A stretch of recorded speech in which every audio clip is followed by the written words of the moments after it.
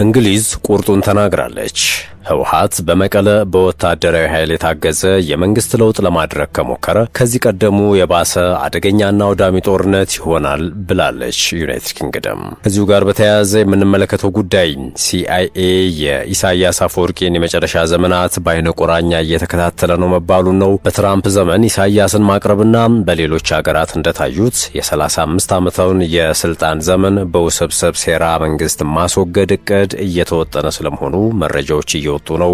ዝርዝሩን እንመለስበታለን። ጤና ይስጥልን። የሰዓቱ የመረጃ ቅኝታችን ነው ተጀምሯል። በመግቢያችን ላይ የሰማችኋቸውን አበይት ነጥቦችን እንደሚከተለው በዝርዝር እናጋራችሁ። እንደተለመደው እየሰማችሁን እስከ መጨረሻው አብራችሁን ቆዩ።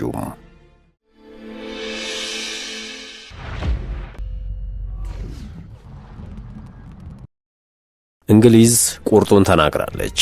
ህወሓት በመቀለ በወታደራዊ ኃይል የታገዘ የመንግስት ለውጥ ለማድረግ ከሞከረ ከዚህ ቀደሙ የባሰ አደገኛና አውዳሚ ጦርነት ይሆናል ብላለች። በአዲስ አበባ የሚገኘው የብሪታንያ ኤምባሲ በድጋሚ የሚጀምር ግጭት ለትግራይ ክልል ለኢትዮጵያና ለቀጠናው አውዳሚ ይሆናል ሲል አስጠንቅቋል። የአውሮፓ ህብረት በበኩሉም ትግራይ ክልል ውስጥ ያለው ሁኔታ በከፍተኛ ስጋት እየተከታተልኩት ነው ሲል ገልጾ የፕሪቶሪያ ስምምነትን አደጋ ላይ የሚጥሉ እርምጃዎች እንዳይወሰዱ አሳስቧል። በአዲስ አበባ የሚገኘው የብሪታንያ ኤምባሲ ትግራይ ክልል ውስጥ ያለውን ሁኔታ በተመለከተ ማሳሰቢያ የሰጠው በትላንትናው ዕለት ሚያዝያ 23 ቀን 2018 ዓመተ ምህረት ባወጣው አጭር መግለጫ ነው። ዩናይትድ ኪንግደም ትግራይ ክልል ውስጥ የሚታዩ ክስተቶችን በቅርበት እየተከታተለች መሆኑን የጠቀሰው መግለጫው ከፕሪቶሪያ ስምምነት መንፈስ ወይም ማዕቀፍ ውጭ የሆኑ እርምጃዎችን አናበረታታም ብሏል። የአውሮፓ ህብረት በበኩሉ ሐሙስ ሚያዝያ 22 2018 ዓመተ ምህረት ባወጣው አጭር መግለጫ በክልሉ ያለው ውጥረት በአስቸኳይ እንዲረግብ ጠይቋል። ህብረቱም ትግራይ ክልላዊ መንግስት ውስጥ እየታዩ ያሉ ሁኔታዎችን በከፍተኛ ስጋት እየተከታተለ መሆኑን ገልጿል። አውሮፓ ህብረትና ዩናይትድ ኪንግደም መግለጫዎቹን ያወጡት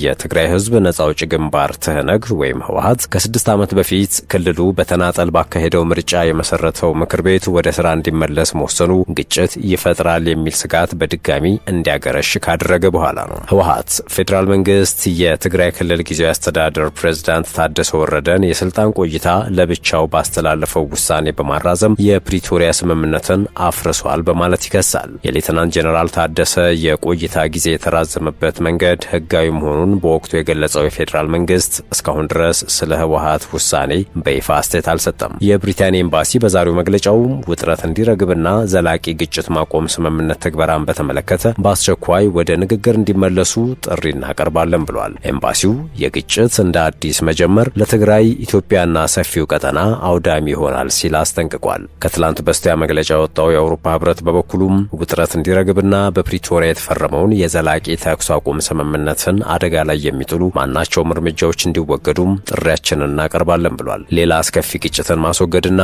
በሁሉም ወገኖች መካከል ያሉትን ልዩነቶች በፖለቲካዊ ንግግር መፍታት አስፈላጊ ነው ሲልም ወደ ውይይት እንዲመለሱ ጥሪ አቅርቧል። የአውሮፓ ህብረት የተፈጠረው ውጥረት እንዲረግብ የሚጠይቅ መግለጫ ያወጣው በትግራይ ጦርነት ምክንያት አቋርጦት የነበረውን ለኢትዮጵያ የሚሰጥ የቀጥታ በጀት ድጋሚ ማስጀመሩን ባሳወቀም በቀናት ልዩነት ነው። የህብረቱ ባለፈው ሳምንት ሰኞ ሚያዝያ 12 2018 ዓ.ም ባወጣው መግለጫ ለኢትዮጵያ መንግስት 140 ሚሊዮን ዩሮ በመስጠት ከ5 ዓመት ለሚበልጥ ጊዜ ተቋርጦ የቆየው የቀጥታ በጀት ድጋፉን በድጋሚ መጀመሩን አስታውቋል። የህብረቱ ዓለም አቀፍ አጋርነት ኮሚሽነር የሆኑት ጆሴፍ ሲኬላ የበጀት ድጋፉ በድጋሚ መጀመሩ በኢትዮጵያ የሪፎርም አጀንዳ ያለንን መተማመንና ለዚህ አጋርነት ያለንን የረጅም ጊዜ ቁርጠኝነት የሚያሳይ ነው ብለዋል። ይህ የአውሮፓ ህብረት እርምጃ ግን ከዓለም አቀፉ የሰብአዊ መብቶች ተቋም ሂውማን ራይትስ ዎች ተቃውሞ ገጥሞታል። ሂውማን ራይትስ ዎች የኢትዮጵያ መንግስት በትግራይ ጦርነት ለተፈጸሙ ወንጀሎች ተጠያቂነትን ለማስፈን ትርጉም ያለው እርምጃ ለመውሰዱ እንዲሁም በህወሓትና በፌዴራል መንግስት መካከል የግጭት ስጋት በድጋሚ ማንዣበቡን ጠቅሷል። እነዚህንና ሌሎች የመብት ጥሰቶችን የጠቀሰው ተቋሙ የበጀት ድጋፉን በድጋሚ መጀመሩ በህብረቱ ከዚህ ቀደም ያቀረባቸውን የፍትህና የሰብአዊ መብቶች መከበር ጥሪዎችን የሚክድ ነው ብሏል። የመረጃ ቅኝታችን እንደቀጠለ ነው። ወደ ሌላኛው የጥንቅራችን ክፍል ደግሞ አመራን። ሲአይኤ የኢሳያስ አፈወርቂን የመጨረሻ ዘመናትን በአይነ ቁራኛ እየተከታተለ ነው ተብሏል። በትራምፕ ዘመን ኢሳያስን ማቅረብና በሌሎች ሀገራት እንደታዩት የ35 ዓመታቱን የስልጣን ዘመን በውስብስብ ሴራ መንግስት የማስወገድ እቅድ እየተወጠነ ስለመሆኑ መረጃዎች እየወጡ ነው።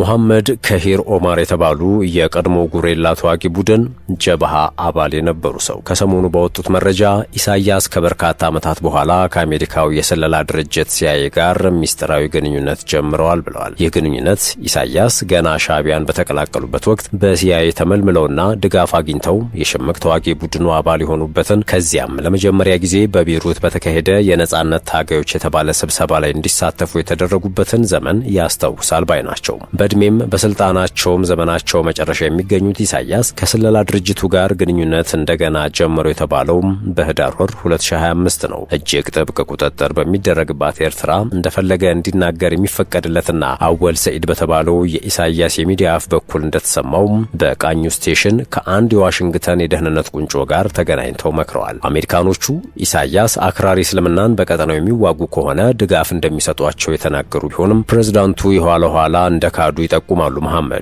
ሆኖም ከመንግስት ውጪ የትኛውም አይነት መረጃ በማይሰማባት ኤርትራ ኢሳያስ ከአሜሪካ ደህንነቶች ጋር ተገናኝተው መከሩ የሚለው ጉዳይ ብቻው በቂ ነው ይላሉ። ሻዕቢያም በትጥቅ ትግል በተለያዩ የዘመናት ጥፋት ከዋሽንግተን የስለላ ሰዎች ጋር በጥብቅ ቅርርብ ሰርቷል። ደርግን ለመጣል ያስቻለውም ይህ የአሜሪካኖቹ ድጋፍ ነው። ነገር ግን በዚህ ሰዓት ጸሐፊው ኢሳያስን ከሲአይኤ ጋር የሚያገናኙ ሰዎች አሁን በህይወት የሉም ይላሉ። ሆኖም አሜሪካኖቹ በአካል ጭምር በመምጣት ፕሬዝዳንቱንና አገዛዛቸውን የመቅረብ ሙከራ እያደረጉ ነው። አሜሪካም ከሰሞኑ ከኤርትራ ጋር የዲፕሎማሲያዊ ግንኙነቷን ለማደስና ወደ ቀይ ባህር ተጽዕኖዋን ለማስፋት እያቀደች እንደሆነ ሲነገር ሰንብቷል። በአፍሪካ ጉዳዮች የትራምፕ ከፍተኛ አማካሪው ማሳድ ቡሎስ ኤርትራ ቀይ ባህርን ለአሜሪካ ጦር ነጻ መንቀሳቀሻ ከፈቀደች የተጣለባት ማዕቀብ ሊቃልላት እንደሚችል እድል በመስጠት የድርድር እቅድ ይዘው ብቅ ብለዋል። ነገር ግን የአሜሪካ አንጋፋ ዲፕሎማቶች ከአስመራ አገዛዝ ጋር የዲፕሎማሲ ግንኙነት ማደስና ማዕቀቦችን ማንሳት ስትራቴጂክ ሽንፈት ነው ሲሉም እየተቹት ይገኛሉ።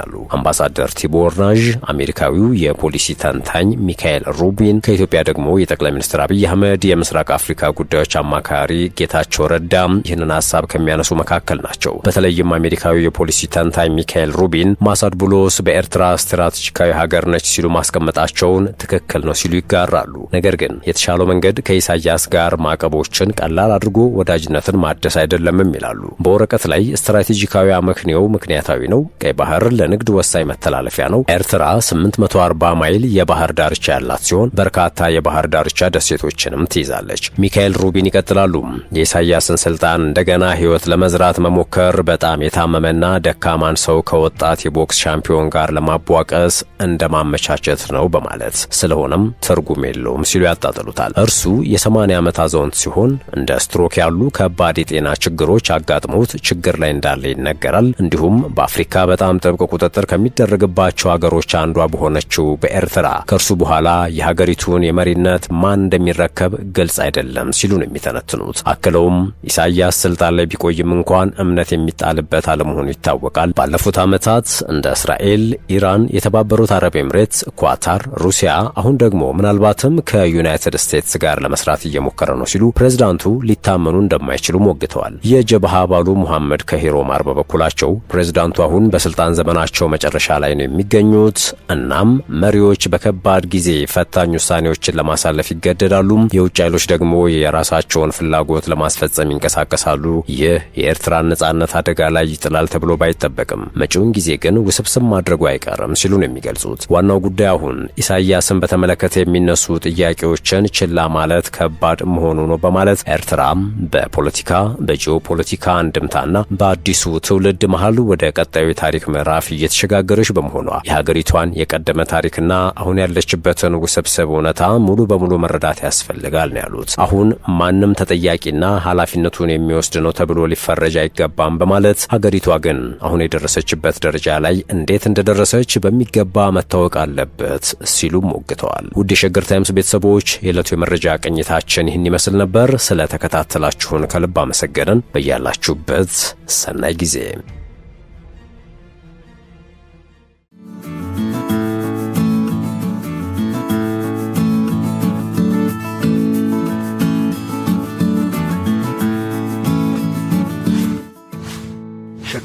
ሚዲያን ሰብስክራይብ በማድረግና ደወሉን በመጫን ይከተሉን።